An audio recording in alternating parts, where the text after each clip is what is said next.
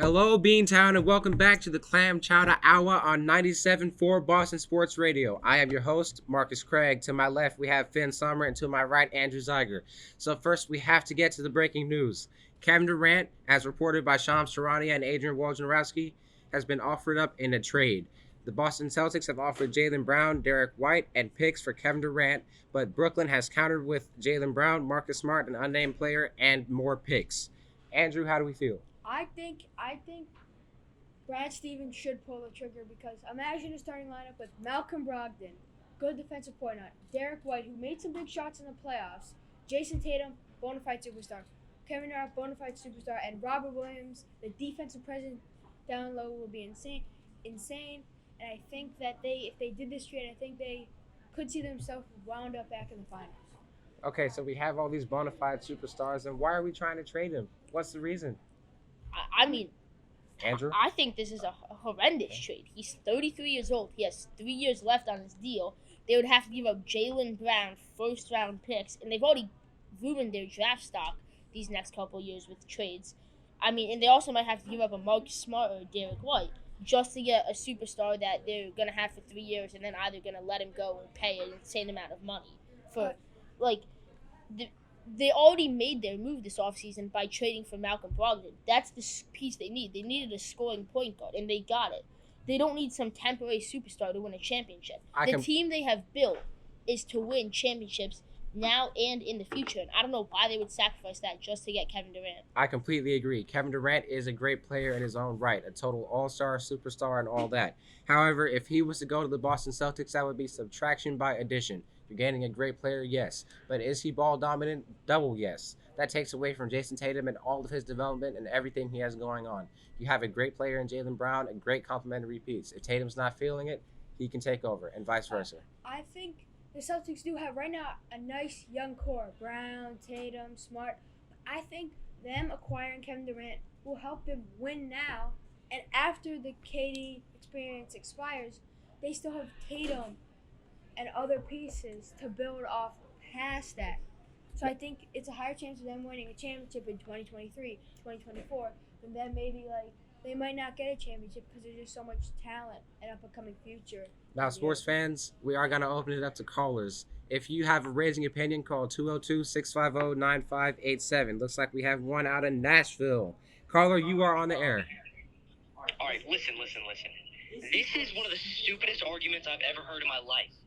Why would you trade away two of your best pieces and draft picks that you just got to an NBA Finals with for Kevin Durant, who's a great player? Don't get me wrong, but why would you trade away Jaylen Brown, the future of this team, arguably the best player on an NBA Finals team, for Kevin Durant, who's a great player, but Jaylen Brown has more upside. He will be better than Kevin Durant is now in the future. I agree, Nashville. Kevin Durant has peaked. Jaylen Brown is still growing. He's still getting better. Jason Tatum still getting better. You don't want to break this young core up now. That was actually the first time we've had a caller that actually said something that was actually accurate. I know. And what you were saying is the young core you named: Jason Tatum, Jaylen Brown, Marcus Smart. To get Durant, they would have to give up most of that young core. Yeah, and they can win now with it. But if they win now, then they're just going to have to do this whole thing again in 10 years. They could do it. It's Boston Celtics organization. Jaylen Brown's a nice young piece. Don't get that going. But he will never be as good as Kevin Durant. Now, guys, last words here before we move on to our next topic. Kevin Durant has already played on a team with top-heavy lineup but no depth. That's the 2019 Golden State Warriors. And what happened? They lost the finals, and then they ended up having to retool. But now switching gears to the other side of New England, the New England Patriots. Bill Belichick has not yet named an offensive coordinator. Finn, what is the deal at Gillette Stadium? Well, I just think people are overreacting about this. Bill Belichick is one of the best coaches ever, and he's probably the best coach right now in the NFL. He knows what he's doing. It's not like the lack of offensive coordinator is going to hamper Mac Jones' growth. Bill Belichick's already said that the improvement from year 1 to year 2 with Mac Jones has been monumental. And Belichick's not just going to let Mac Jones figure it out all by himself. He's going to surround him with guys like Joe Judge, the new quarterbacks coach, and Matt Patricia, who's now working with the offense, that will help Mac Jones grow and continue to improve. I just don't know why people are making such a big deal out of this. You're saying Bill Belichick is the head coach like is the best head coach like we're still stuck in 2018. Belichick is a defensive coach who was made by Tom Brady and his great draft picks. I mean, Asante Samuel brought in Willie McGinnis, Junior Seau, but this is not that. This is the future, and he needs an offensive coach like he had in Josh McDaniels. He doesn't have that right now in Matt Patricia and Joe Judge. I kind of agree with both of you guys because I think what the Patriots are doing is they're trying to go different. Because Bill Belichick is a great coach, great defensive coach. His draft picks as the GM recently have not been up to goodness. But I mean, N'Keal Harry. yeah, N'Keal Harry, not on the team anymore. And but he's a good defensive, great defensive coach, one of the best. I think offensively, I know they're trying to go like a offensive coordinator by committee, but they just in the NFL today you need one guy who's a offensive genius per se to run the offense. I think Mac Jones still going to perform well, but I think it won't be all of his potential.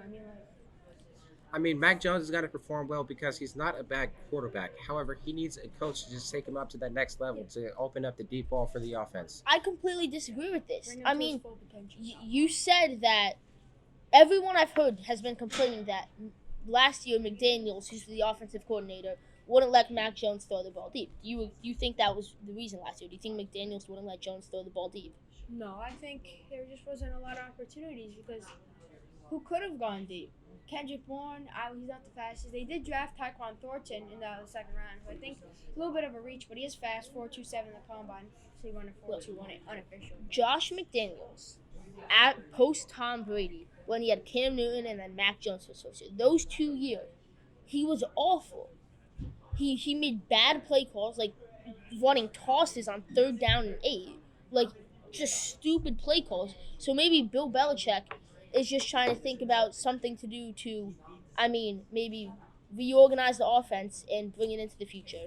Now, ladies and gentlemen, we do have to get to a break here, but when we come back, and keep that dial tuned in to 97.4 Boston Sports Radio, because when we come back, we will be talking about should Xander Bogaerts be traded away from the Boston Red Sox.